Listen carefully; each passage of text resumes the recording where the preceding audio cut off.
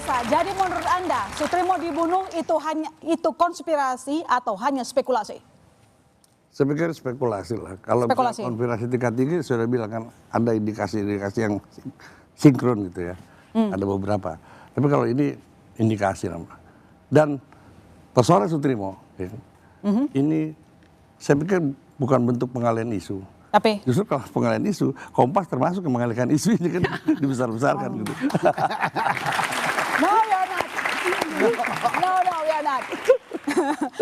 Pak Thomas, Ya. menurut Anda kasus kematian Sutrimo merupakan hanyalah spekulasi atau merupakan konspirasi tingkat tinggi?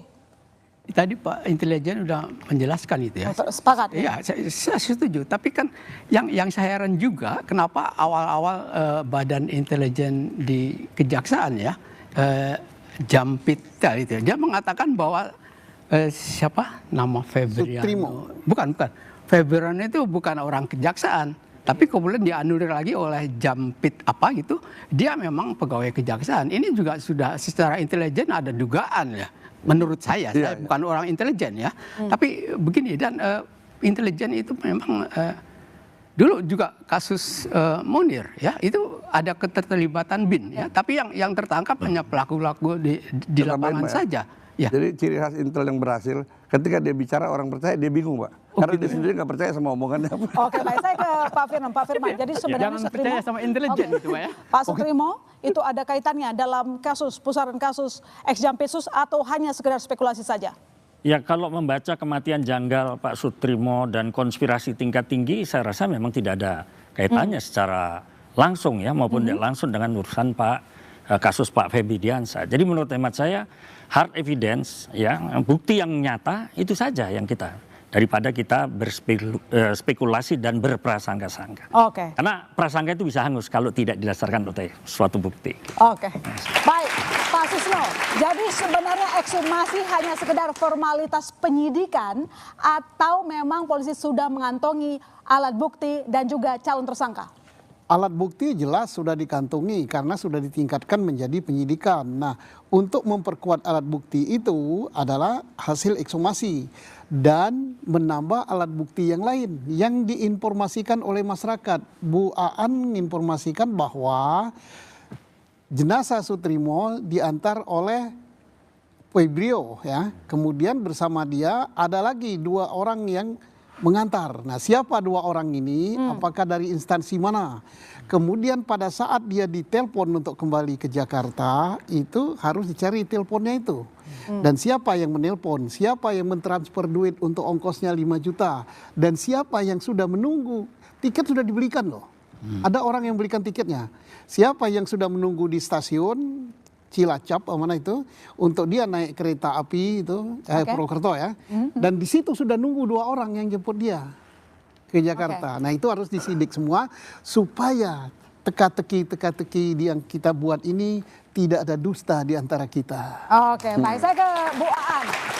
Bu Aan, apa yang diharapkan pihak keluarga dari ekshumasi dan juga naiknya ke penyidikan? Pihak keluarga itu hanya ingin kebenaran. Apakah kematian Sutrimo itu kematian yang wajar atau tidak? Kalau tidak, tentu saja pihak keluarga minta keadilan ditegakkan. Itu saja, Pak. Baik, saya ke Pak Teguh kalau gitu. Pak Teguh, dengan kasus ex-Jampitsus gitu yang masih berjalan dan mungkin mengembang ke banyak perkara. Menurut Anda sendiri, apa sebaiknya dilakukan tim 9 Kejagung dan tim yang lain? Mereka harus menghilangkan skeptisme publik ya. Skeptisme publik itu bisa hilang apabila mereka bisa menunjukkan akuntabilitasnya dalam bekerja, ya, dan juga profesional tentunya. Tapi skeptisme itu tetap melekat karena tadi dikatakan ini seorang katakanlah seorang penjahat dikembalikan ke rumahnya ya, ya. Sementara bos kepala keluarga itu masih ada di sana. Mestinya diganti dulu tuh kepala keluarganya ya, jaksa agungnya mestinya dicopot dulu ya, baru itu akuntabilitasnya bisa ditunjukkan ya, bisa dipertahankan. Oke, baik, saya ke Mbak Asfi dari kasus Sutrimo maupun ex-Jampitsus, apa yang harus yang perlu dilakukan oleh penegak hukum? Ya, pertama sudah terlalu banyak tumbal-tumbal dalam soal politik dan juga ini kan kasus korupsi bernuansanya sangat politis ya, apa banyak ada dimensi politik.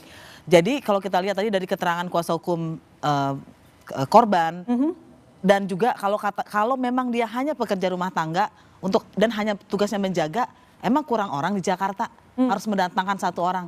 Jadi menurut saya di sini ada dua peristiwa yang perlu disidik. Satu, kenapa dia didatangkan, untuk apa? Dan kemudian apa yang menyebabkan dia sampai meninggal. Dan yang paling penting saya setuju bahwa kasus Sutrimo ini apapun nanti hasil kepastian dari otopsinya, kita harus fokus juga mengaitkan ini dengan kasus mega korupsinya yang melibatkan penegak hukum yang sangat banyak terjadi di Indonesia dan jarang sekali terbongkar. Oke, singkat saja, Mas Nova, apa yang Anda rangkum suara netizen terkait dengan kasus Sutrimo dan juga kasus Febri? Singkat saja, Pak. Yang pasti harapannya tentu saja kejelasan ya. Ada transparansi, ada pernyataan-pernyataan yang jelas itu disampaikan. Tetapi gini, kasus ini meskipun percakapannya tidak terlalu banyak, tetapi interest publik sangat tinggi. Artinya penegak hukum harus betul-betul transparan dan profesional dalam menyidik ini. Agar publik berbagai macam keraguan, berbagai macam tanya di publik itu bisa terjawab dan tercerahkan. Seperti itu. Semua kita berharap jangan cuma jadi bola liar, tapi ada pencerahan nantinya. Terima kasih kepada seluruh narasumber yang sudah hadir di studio dan juga teman-teman mahasiswa. Dengan demikian saya mahasiswa Targan pamit. Sampai jumpa minggu depan di Bola Liar.